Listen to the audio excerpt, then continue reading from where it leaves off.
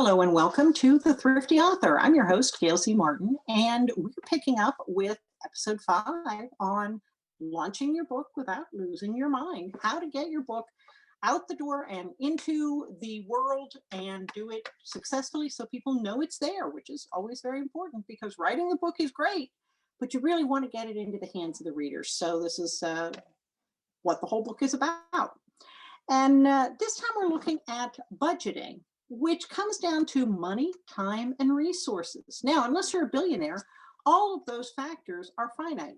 Nobody has, again, unless you're a billionaire, nobody has limitless money, limitless time, or limitless resources.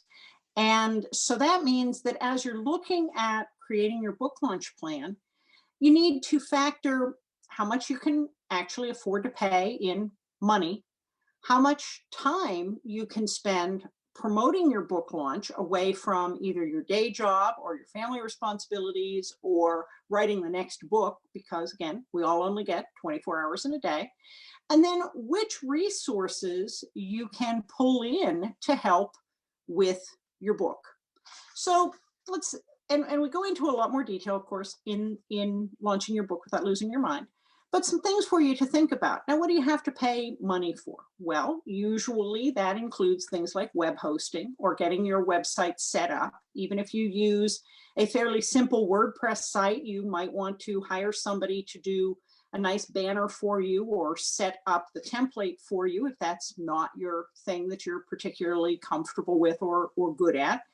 There are fees for things like mailing list programs. And if you end up having hiring someone to help you promote the book with book tours or helping you do ads, that's an out-of-pocket cost, both creating the ads if you don't do it yourself, and paying for the ads on Facebook or Twitter or Instagram, wherever you're setting things up.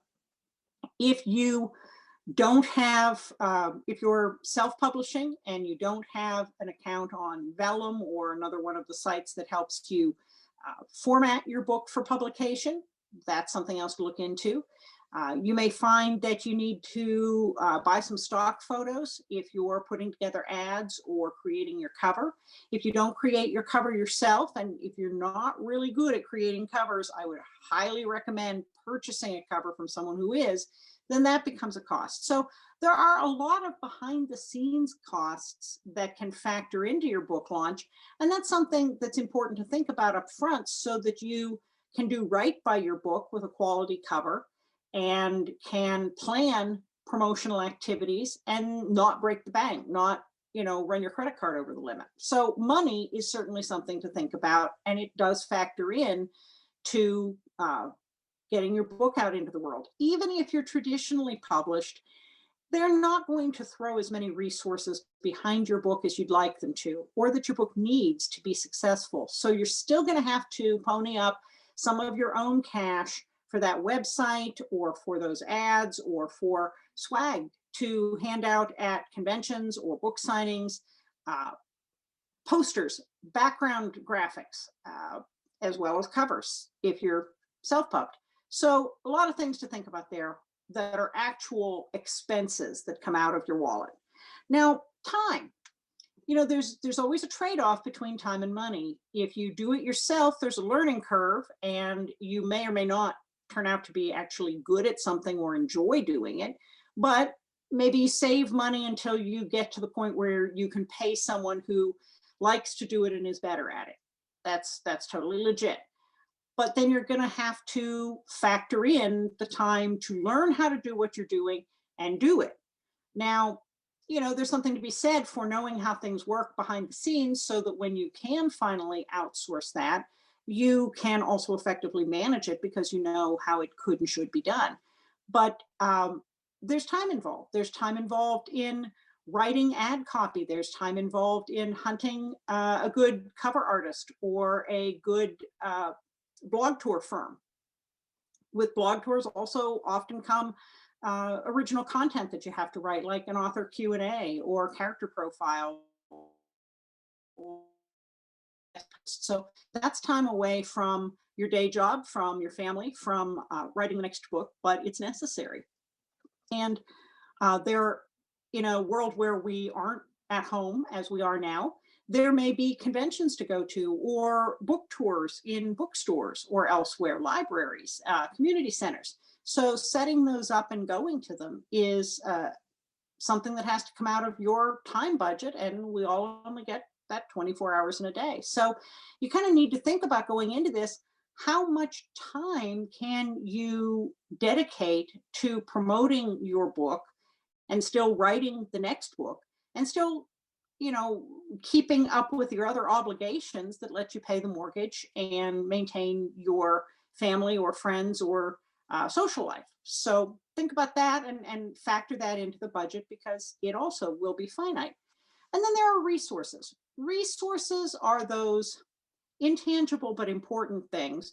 They may be a connection to somebody who is really good at editing. It may be a friend of a friend who is an intellectual property lawyer who can look over your contract. It might be knowing somebody from a prior job who's really terrific at creating websites.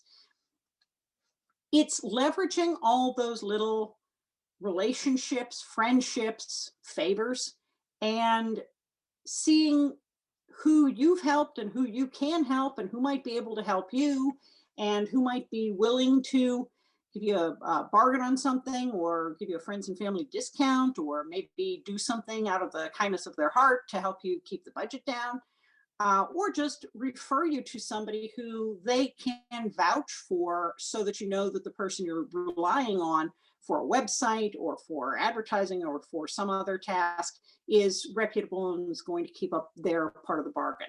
This is probably the most important part of the money, time, and resources triad, because this is something you want to handle carefully. And writing community is very small. You're going to run into the same people over and over again. So you want to make sure that you handle your relationships with integrity, and you do what you say you're going to do. But it's also very important that they do what they say they're going to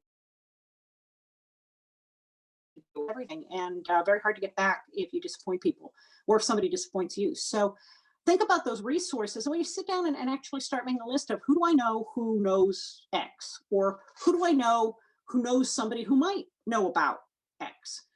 You'd be surprised who you actually have in your inner circle, or the next few concentric circles out, who might be able to help you exactly with the problem you've got, even if it's just for now. Maybe it is getting your starter website off the ground so that you have something, or somebody who shows you the basics of Facebook ads until you can get a little better established, maybe create a bigger budget, or get somebody else to help you with it.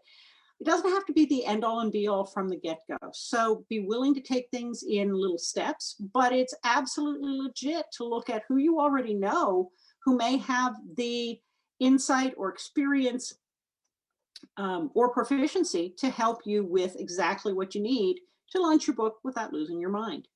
That's it for now. We'll be back with more ideas and tips and writing tricks, and I will see you online. So thanks for joining us.